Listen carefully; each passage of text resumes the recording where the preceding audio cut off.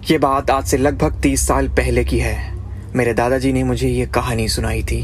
मेरे दादाजी के एक मित्र थे, नाम था सूर्यभान सिंह। उनका घर एक छोटे से गांव में था और ऐसा माना जाता था कि उस गांव में कुछ बुरी शक्तियों का वास है। ऐसे ही एक बुरी आत्मा से सामना हुआ मेरे सूर्यभान जी का। वह चुड़ैल थी, खुले बाल और सफेद भयानक चेहरे वाली चुड़ैल। अब मैं कहानी पर आता हूँ। ठंड का समय था, शहर में घना कोहरा छाया हुआ था। सूर्यभान एक बड़े अधिकारी थे। दफ्तर से छुट्टी लेकर अपने गांव घूमने आए हुए थे। रोज शाम को घर से थोड़ी सी दूर बाजार में जाते थे। वहां अपने गांव के दोस्तों के साथ चाय पीते थे और घर का सामान लेकर वापस आ जाते थे। रोज की तरह उस दिन जब सूर्यभान जी घर की ओर जाने से पहले बाजार से कुछ सामान लेने के लिए रुके, उनके बाकी के साथी आगे चले गए और वो पीछे छूट गए। सामान लेते लेते उन्हें टाइम का पता ही नहीं चला और जब सूर्यभान जी ने अपनी घड़ी देखी तो टाइम देखकर उन्हें लगा कि आज घर पहुंचने में बहुत देर हो जाएगी। उन्होंने सोचा कि जंगल के रास्ते से जाऊंगा तो जल्दी घर पहुंच जाऊंगा, इसीलिए उन्होंने जंगल की ओर गाड़ी घुमा ली। काफी अंधेरा हो गया था। सूर्यभान जी तेज गति से गाड़ी चला रहे थे, लेकिन उनकी गाड़ी के सामने एक औरत आ गई। उन्होंने झटके से ब्रेक मारा। जो औरत गाड़ी के सामने आई थी वो तेज तेज रो रही थी। सूर्यभान जी को लगा कि ये जरूर किसी मजदूर की पत्नी होगी जो रास्ता भटक गई है। रास्ता सुनसान था, इसीलिए उन्होंने सोचा कि इस महिला की मदद की जाए। उन्होंने उस औरत से पूछा कि वो यहाँ अकेले क्या कर रही है। उसने कोई जवाब नहीं दिया और जोर जोर से रोने लगी। ऐसा लग रहा था कि मानो सारा जंगल उसकी आवाज से गूंज रहा हो। सूर्यभान जी ने पूछा कि उसका घर कहाँ है, तो वह कुछ नहीं बोली। सूर्यभान जी ने उसे बोला कि तुम मेरे साथ चलो, सुबह तुम्हें तुम्हारे घर छोड़ दूंगा। वो सूर्यभान जी के साथ चलने के लिए तैयार हो गई और गाड़ी की पीछे वाली सीट पर बैठ गई। रीति रिवाज के कारण उसने अपने सिर पर घूंघट डाला हुआ था, जिस वजह से उसका चेहरा छिपा हुआ था। जैसे ही गाड़ी की आवाज सुनाई दी, सब भागकर इकट्ठा हो गए। जब उस महिला के बारे में घर पर पूछा गया तो सूर्यभान जी ने सारी कहानी बताई।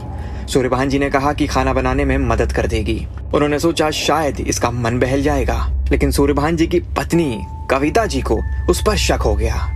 उन्हें लगा कि यह कोई चोर है जो घर का सामान चुरा कर भाग जाएगी। उन्होंने उसे रसोई में जाकर मछली बनाने को कहा। वह बिना कोई जवाब दिए रसोई में चली गई। रसोई में से अजीब सी आवाजें आ रही थी।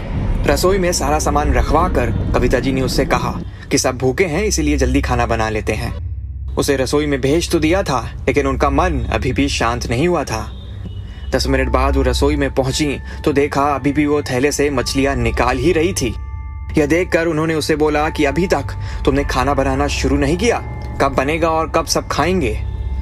उस महिला का चेहरा अभी भी ढका हुआ था, इसीलिए किसी ने उसका चेहरा नहीं देखा था।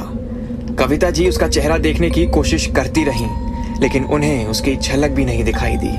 उन्होंने कहा कि कोई जरूरत हो तो बुला लेना, लेकिन फिर भी वह कुछ नहीं बोली। उन्हें लगा कि शायद अनजान लोगों के सामने डर रही है। वो रसोई से चली गई, लेकिन 10 मिनट बाद वह फिर वापस आई तो रसोई का दृश्य देखकर कविता जी डर गईं। उनके पैर जैसे वहीं जम गए हों। उनके गले से आवाज नहीं निकल रही थी। उन्होंने देखा कि औरत रसोई के स्लैब पर बैठकर कच्ची मछलियां खा रही थी। सारी रसोई में हड्डियां और मांस के टुकड़े बिखरे पड़े थे। उसके सिर का घूंघट भी उतरा हुआ था। उसका चेहरा बेहद खौफनाक था। बाल बहुत बड़े और नाखून एकदम काले। वह मछलियां खाने में मगन थी, इसलिए उसका ध्यान कविता जी पर नहीं गया। कविता जी भी चिल्लाई नहीं कि कहीं वो और ज्यादा खतरनाक न हो जाए। उन्होंने एक थाल उठाया और चूल्हे में से जलता हुआ कोयला उठाकर उसकी तरफ दौड़ी। कोयला उस चुड़ैल पर फेंक दिया। आग की जलन की वजह से वह डायन तेज तेज आवाजें निकालने लगी। उसकी आवाज सुनकर सारा घर इकट्ठा हो गया। उसे आग दिखाकर घर से बाहर निकाला गया। उसकी आवाज इतनी तेज थी कि आसपास के सभी लोगों का जमावड़ा हो गया। वह डायन लोगों की भीड़ को हटाते हुए जंगल की तरफ दौड़ी। सारे लोग डर के मारे कांप रहे थे और कविता जी की हिम्मत की दाद भी दे रहे थे कि अगर उन्होंने सही वक्त पर कोयले से उस डायन को भगाया नहीं होता तो न जाने क्या क्या हो जाता। उन्हें आज भी वो औरत दिखाई देती है। तो ये थी हमारी आज की कहानी। अगर आपके पास भी कोई ऐसी कहानी हो तो हमें ज़रूर बताएं।